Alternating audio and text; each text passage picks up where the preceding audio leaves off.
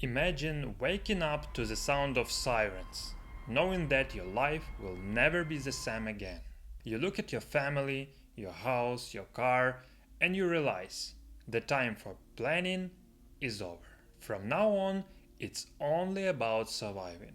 I have lived through this in Kyiv, and today I'm going to tell you exactly what you need to do to be ready. Do these 5 things now while you still have the luxury of time. Your health. First, let's talk about your body. You need to get a full medical checkup. See every doctor you can and get all the blood work done.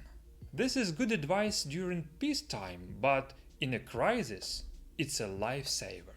Once a war starts, doctors will be overwhelmed and you won't have the time or the means for routine screenings. War is a period of prolonged extreme stress, and that stress acts as a catalyst for every underlying illness you might have.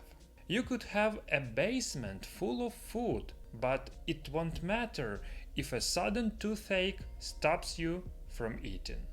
We all tend to procrastinate when it comes to health. Nobody likes the doctor's office. Usually, we wait until the pain starts before we act. In a war zone, that waiting could be fatal, because the option to treat might simply vanish. Take care of those non-urgent issues now, especially the ones you have been putting off for years. Even if it feels fine right now, fix it. I want to emphasize dental care. Getting an implant or a major procedure is expensive now, but during a war it becomes astronomical or flat out impossible. Look at the millions of Ukrainian refugees in Europe today. Do you know where most of them go for dental work? They actually travel back into Ukraine or to neighboring Moldova. Why? Because it's more affordable. The quality is often higher, and you don't have to wait long for an appointment. These refugees are, we can say, lucky because they can still travel back. But in many conflicts, once you leave, you can't return until the fighting stops. For many refugees, dealing with the foreign healthcare system is one of the most terrifying challenges they face. Between the language barrier, different standards of care, and the massive cost for foreigners, it's a nightmare.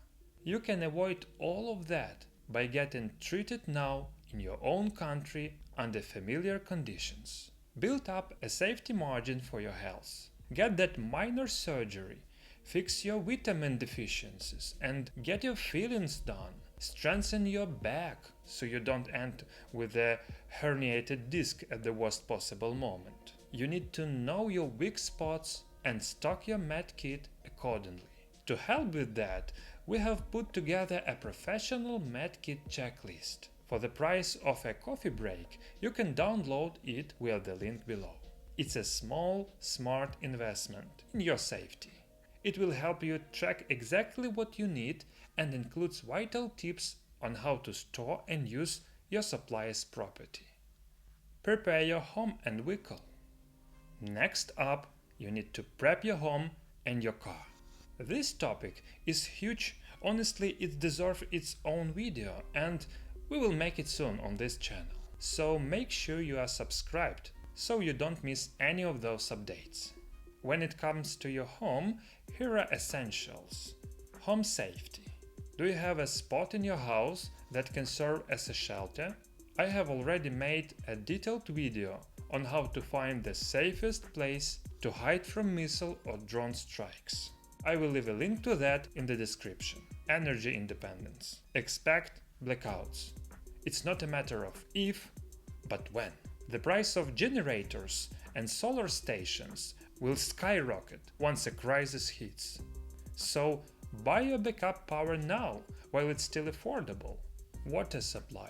It's a classic for a reason. You won't last long without it. If your water depends on the city grid, start building up your storage today. Location. Take a look around. Are you near an airport, a military base, or a critical infrastructure like a power plant? If so, you need to think long and hard. You might even consider moving to a safer area before you start investing in prepping your current home. As for your vehicle, the basics are obvious but critical. Maintenance. Don't skip your service. Get your oil changed, check your brakes, and replace any was-out parts now. If your car breaks down during an evacuation, you are stuck.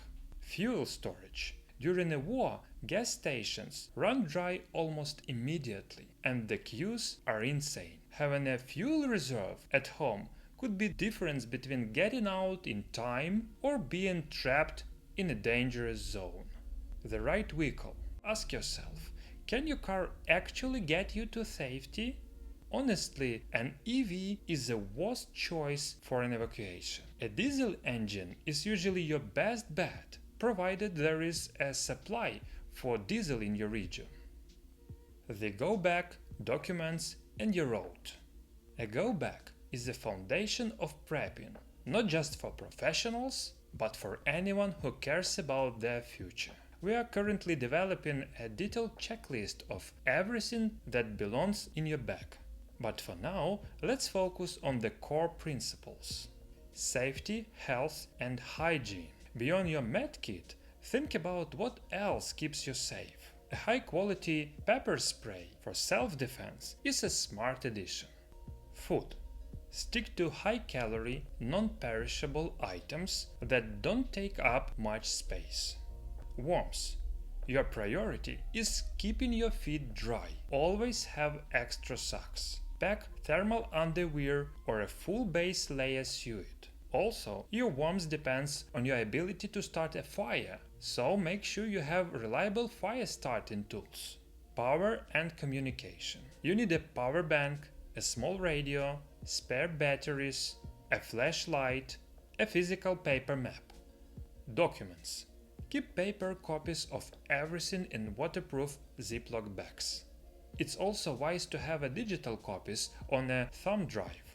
Most importantly, have plenty of cash in small bills, ideally in different currencies. Before you pack, check your IDs. Are your passports still valid for a few more years? If your driver's license or passport is nearing its expiration date, renew them now.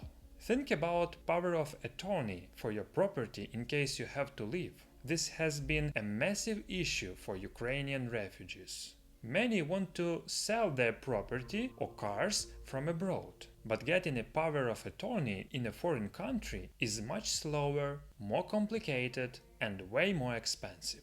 Also, if you are eligible for a second or third passport, perhaps through your ancestry, don't wait.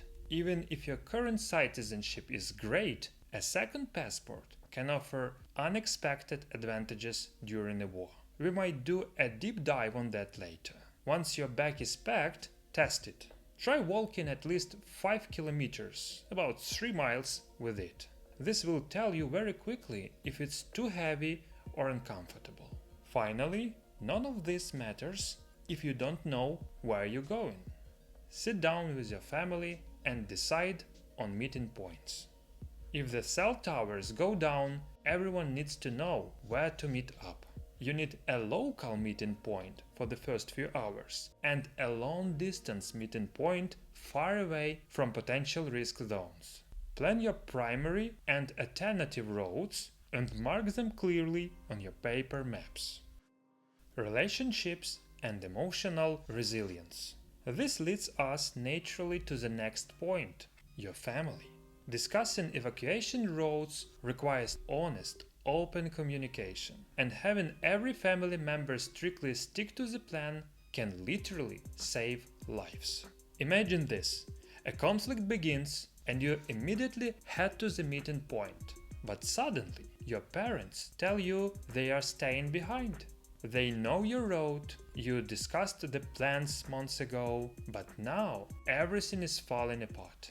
This isn't some made-up scenario, it's a very harsh reality many have faced. Sadly, many people have lost their lives trying to rescue relatives who hesitated to evacuate until it was too late. Your plan can be perfect on paper, but it's useless if people don't follow it. That's why you need to start having these honest conversations with your loved ones now. Think about how to approach this without sounding like an alarmist. Don't spread panic. Approach it from a place of wisdom and logic.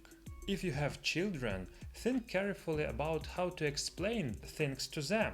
Remember, kids have vivid imaginations. They can easily get overwhelmed picturing events that might never ever happen, creating unnecessary trauma. It's a bad sign when children see their parents terrified and panicking about a potential crisis. But when children see their parents are calm because they are prepared for anything, that's a good sign. It makes them feel safe. Of course, to do this, you have to work on your own mental and emotional resilience first. It might be worth adding mental health to that medical checkup we have talked about at the beginning of the video. Economic preparation. Economic prep is about more than just keeping some small bills in your go bag. It's about looking at how you store and invest your capital. You need to diversify. Never keep all your eggs in one basket. If all your money is sitting in a single savings account or tied up in highly volatile virtual assets, in a crisis you might as well as not have it at all. Look at how professional investors and entire nations prepare for trouble. For instance, Warren Buffett, a man who built his fortune on stocks, has recently moved a massive chunk of his capital into cash. Meanwhile, China has been aggressively buying up gold for a long time now.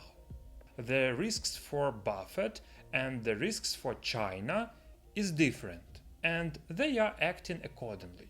This doesn't mean you should panic sell everything and put it all into gold or cash.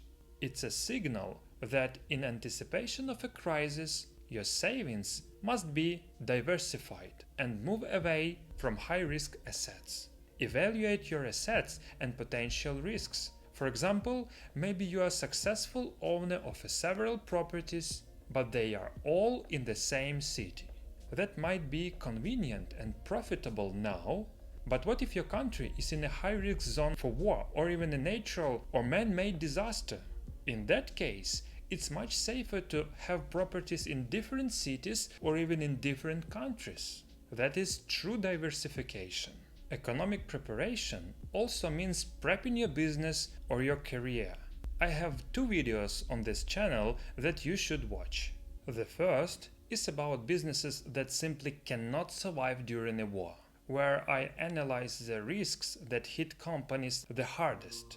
The second is about businesses that actually thrive during a crisis, because every disaster creates new opportunities. Even if you aren't a business owner, these videos will show you which career paths are safe and which are high risk during a conflict. You need to know if your industry is in the danger zone.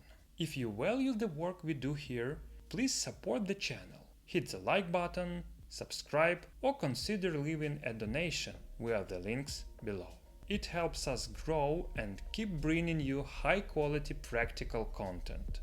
This was Adopted. See you in the next one.